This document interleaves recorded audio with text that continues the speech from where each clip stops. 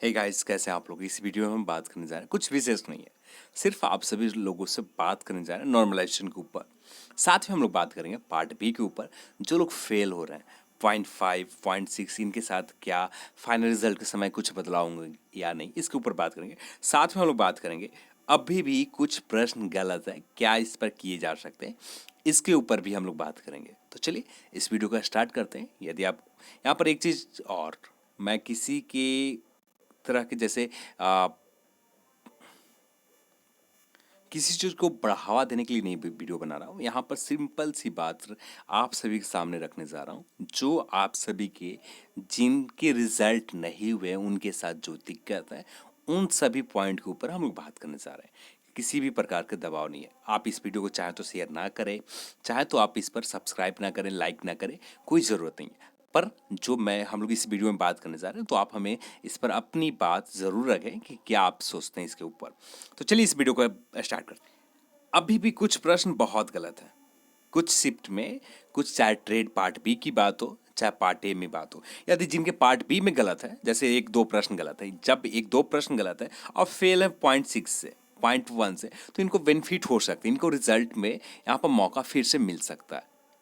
तो यहाँ पर कुछ इस तरह से जो एरर है, ठीक इसी प्रकार के एरर्स आरआरबी सीबीटी 1 की एग्जाम के समय, ये मैं नहीं कर रहा हूँ कि इतने एरर्स हैं। आप ऑफिशियल ट्विटर हैंडल का ट्विटर पर चले जाएं, आप आरआरबी एएलपी लेटेस्ट चेक करें, वहाँ पर ऐसे ट्वीट्स भरे पड़े हैं, वो आप खुद से आप आंसर की चेक करते हैं, वहाँ पर भी भरे पड़े हैं। तो आप एक बार चेक करें आपके आंसर की, वहाँ पर आपके रिजल्ट हो गए, अच्छी बात है। आपके आप उस गलत को नहीं चेक कर पा रहे। ठीक इसी तरह से आरआरबी एलपीसीपीटी 1 में भी हुआ था। जो 5 लाख कुछ स्टूडेंट के रिजल्ट हुए थे, वे खुश थे, पर जबकि जिनके रिजल्ट नहीं हुए थे, जिनके स्कोर अच्छे थे, जिनके स्कोर अच्छे थे, तो यहाँ पर आरआरबी ने किसी की बात नहीं सुनी थी। तो फाइनली लोगों ने, अजमेर राजस्थान के लोगों ने, जो कैंडिडेट थे, उन्होंने हाई कोर्ट में चले गए और हाई कोर्ट में राजस्थान के लोग ने, तो यहाँ पर हाई कोर्ट ने रिजल्ट के ऊपर सीबीटी 1 के जो रिजल्ट जारी किए गए थे, इसके ऊपर स्टे लगा दिए। जब स्टे लगाए तो उसके 3 या 4 दिन बाद रेलवे ने ऑफिशियल नोटिफिकेशन जारी कर दी, जिसमें रिजल्ट कुछ प्रश्न में गलती है, जो कुछ प्रश्न के ऊपर ऑब्जेक्शन है अभी भी लोगों को, जिसके वजह से रिजल्ट को रद्द की जाती है, इसको फिर से रिजल्ट तैयार किए जाएंगे। फिर से वहां पर ऑब्जेक्शन लिए जाते हैं, ऑब्जेक्शन लिए जाने के बाद फिर से फाइनल आंसर की जारी किए जाते हैं। जब फाइनल आंसर की जारी किए जाते हैं, उसके बाद यहाँ पर फिर से रिजल्ट जारी किए जाते हैं। ठीक इसी तरह से सीबीटी 2 में भी हो सकते हैं, पर ऐसा उम्मीद बहुत कम है। कुछ ऐसा नहीं किए गए किसी भी कोर्ट में, अभी तक कोई अपडेट ऐसा नहीं है। जो लोग फेल हुए, जो कुछ मार्क्स से फेल हैं, पार्ट ए में तो इनका स्कोर 80 है, पार्ट बी में इनका स्कोर 34.8 है, 34.5 है, एक का 34.2 है, किसी का 33 पॉइंट कुछ है। इस तरह से स्कोर है, नॉर्मलाइज स्कोर। जबकि पार्ट ए में 70 है, 64 है, 65 है, 55 है, इस तरह से इनका स्कोर है। तो यहाँ पर मैं आप सभी से यही कहूँगा, आपके पास कोई सॉलिड ऑप्शन नहीं है, आपके पास सॉलिड एविडेंस है। आपको लगता है कि मैं सही हूँ, आपको जो प्रश्न, आपने जिस प्रश्न के ऊपर आपके ऑब्जेक्शन है, जिस पर आपको लगता है सही हूँ, उसके ऊपर आप हाई कोर्ट जा सकते हैं, वीआईएल फाइल कर सकते हैं। ये आपका अधिकार है, ये आप कर सकते हैं, यदि आप पूरी तरह से सॉलिड, आप पूरी तरह से, आपके पास एविडेंस कंफर्म है उस प्रश्न के ऊपर, आप वेरीफाई करवा लें। आप ऑब्जेक्शन कर रहे हैं, रेलवे बोर्ड के बार बार ट्वीट कर रहे हैं, तो आपका काम बनता है ये करने के बाद ही आप यहाँ पर आगे का स्टेप लें। जानता हूँ आप सभी लोग कुछ अंकों से फेल है, यहाँ पर आप सभी के दर्द समझ रहा हूँ, फिर भी आपको यहाँ पर जो भी काम करना चाहिए सही ढंग से, सही तरीके से करना होगा। नहीं कि ऐसे ही आप सिर्फ ट्विटर पर ट्वीट करें, तो यहाँ पर कुछ नहीं होने जा रहा। आप ज़्यादा से ज़्यादा बात कर सकते हैं, आपको यहाँ पर कुछ भी ऐसा एक्शन नहीं लिए जाएंगे। सीबीटी 1 में भी कुछ ऐसा ही हुआ था, सीबीटी 1 में भी कुछ नहीं हुआ था। लोगों ने, अजमेर जो राजस्थान के लोगों ने थे, हाई कोर्ट में केस किया था, तब जाकर यहाँ पर रिजल्ट को रद्द किए गए थे। अब बात करते हैं पार्ट बी के ऊपर।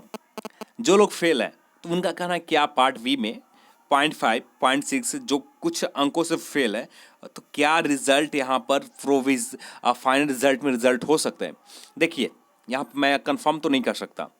जो लोग 0.5, 0.6, 0.7, 0.8 या एक नंबर से फेल है पार्ट बी में, मैं ये कंफर्म नहीं कर सकता कि आपका रिजल्ट फाइनल रिजल्ट होंगे या नहीं।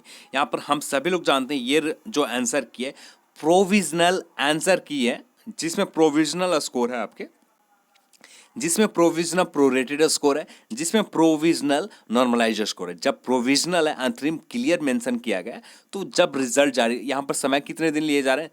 10 दिन के समय लिए जा रहे हैं। जो इरर्स हैं, अब भी जो गलतियां हैं, उन गलतियों को, जो स्कोर में गलती है उनको सुधार किए जाएंगे, और सुधार किए जाने के बाद रिजल्ट आपको 6 अप्रैल तक दिए जाएंगे। तो हो सकता है आपका रिजल्ट फाइनल रिजल्ट में हो जाए। जो गलती यहाँ पर रेलवे बोर्ड ने गलती से आपका रिजल्ट कुछ पॉइंट कुछ अंक से आप फेल है, तो हो सकता है आपका पार्ट बी में क्वालिफाइंग कर दिए जाए। यहाँ पर कुछ लोगों का कहना है कि नेगेटिव मार्किंग पार्ट बी के ऊपर, तो बिल्कुल कहीं भी ऑफिशियल नोटिफिकेशन में नहीं लिखे गए, ऑफिशियल नोटिफिकेशन में नहीं लिखे गए, जबकि ट्विटर हैंडल अकाउंट के ऊपर ट्वीट करके बताए गए थे कि पार्ट बी में भी नेगेटिव मार्किंग है। तो यहाँ पर बता दी गए, तब यहाँ पर कुछ होने के चांसेस बहुत कम है। आप, हाँ, ऑफिशियल नोटिफिकेशन में ऐसा कुछ मेंशन नहीं है। जो होता है ऑफिशियल, हाँ, उसके जगह पर जो ट्वीट करके बताया गया, उसके जगह पर कोई नोटिस देकर बताई जाती, तो यहाँ पर ठीक है। तो यहाँ पर कुछ ऐसा नहीं है, आपके पास ऑप्शन है। आप लोगों ने कॉल करके पूछा था, तो फाइनली आप सभी लोगों से मैंने बात कर लिया है। आपने कॉल किया था, तो आप सभी लोग जानते हैं मैंने क्या कहा था। अब बात करते हैं नॉर्मलाइजेशन के ऊपर। नॉर्मलाइजेशन में ऐसे क्यों हो रहा है? तो हम सभी लोग जानते हैं यहाँ पर एएलपी या ग्रुप डी हो, तो एएलपी ग्रुप डी जैसे एग्जाम में, जिसमें जो आपका एजुकेशन क्वालिफिकेशन होता है, जो लो लेवल के होते हैं, एजुकेशन क्वालिफिकेशन आपका कम होता है, तब जाकर इस पोस्ट पर आप एलिजिबल होते हैं। जैसे 10th पास पर ग्रुप डी है, एएलपी आप आईटीआई किया है, तो इस पोस्ट के ऊपर एलिजिबल है। तो यहाँ पर जो कैंडिडेट्स होते हैं, मैक्सिमम कैंडिडेट्स ऐसे होते हैं जिनके पास क्वालिटी तो है, पर उतनी बेहतर क्वालिटी नहीं है हर सेगमेंट में। जैसे एसएससीजीएल या एसएससीएचएसएल के स्टूडेंट हो, तो उनके सारे मजबूत होते हैं, चाहे वो समान अध्ययन में हो, जनरल स्टडीज से हो, चाहे मैथ हो, चाहे रीजनिंग हो। जबकि यहाँ पर जो एलपी पोस्ट है, उनके मैथ वीक है, तो रीजनिंग वीक है। तो पहले के जो सिलेबस होते थे, जो आर्ट्स सेक्शन से, जनरल स्टडीज से ज़्यादा प्रश्न पूछे जाते थे, तो लोग यहाँ पर बेहतर करते थे। जबकि यहाँ पर ऐसा कुछ नहीं था, सिलेबस पूरी तरह से बदल गए थे, तो लोगों को बहुत मुश्किल हुआ है। यहाँ पर ऐसा हुआ, आप सभी लोग जानते हैं 1.48 करोड़ लोगों ने एग्ज़ाम दिया था। 1.48 करोड़ लोगों ने ग्रुप डी में एग्जाम दिया था। तो ऐसा निश्चित है कि किसी एक शिफ्ट में, तो आप सभी लोग जानते हैं यहाँ पर शिफ्ट वाइज नॉर्मलाइजेशन किए जाते हैं, किसी एक शिफ्ट में जो ऐसे स्टूडेंट की संख्या ज़्यादा चली गए, जिन्होंने अटेम्प्ट बहुत कम लिया, जो अटेम्प्ट लिया मैक्सिमम गलत करके आए, तो उनके शिफ्ट को आसान मान लिया गया सॉफ्टवेयर के द्वारा, जिसकी वजह से आपके नुकसान हुए। ऐसे ही बड़े एग्जाम में आप चले जाते हैं, जितने भी बड़े एग्जाम में आप चले जाएं, उन सभी बड़े एग्जाम में ऐसा देखने को आपको बहुत कम मिलते हैं। ऐसा होता ही नहीं है, क्योंकि वहाँ पर जो भी स्टूडेंट होते हैं उनके पास क्वालिटी होती है। उनका सिलेबस वो 10 साल से 15 साल से वही सिलेबस के ऊपर एग्ज़ाम लिए जा रहे हैं, और यदि बदलाव किए जाते हैं तो 5 से 6 मंथ पहले बता दिए जाते हैं, इस पर सिलेबस में बदलाव किए जाएंगे। कुछ इस तरह से नोटिफिकेशन दे दी जाते हैं कि सिलेबस में आप तैयार रहे, सिलेबस में बदलाव किए जाएंगे, और क्या बदलाव किए जाएंगे नोटिफिकेशन जारी करने के बाद। तो ऐसा कुछ नहीं किया गया था रेलवे की ओर से। तो यहाँ पर जो स्टूडेंट थे, तो ऐसा देखने को मिला है।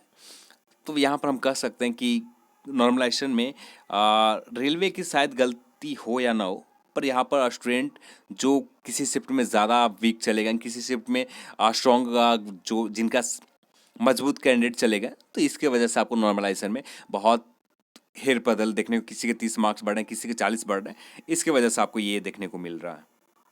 तो चलिए, आज आप सभी के बहुत सारे कमेंट थे, तो फाइनली हम लोगों ने बात किया। तो आपके जो ऑप्शन थे, उन सभी ऑप्शन के ऊपर भी बात किया। आपके पास क्या ऑप्शन है, ये आप कर सकते हैं। ठीक है, यदि आपको वीडियो पसंद आया तो लाइक करें, शेयर भी करें, और साथ में चैनल को सब्सक्राइब कर लें। जय हिंद, जय भारत।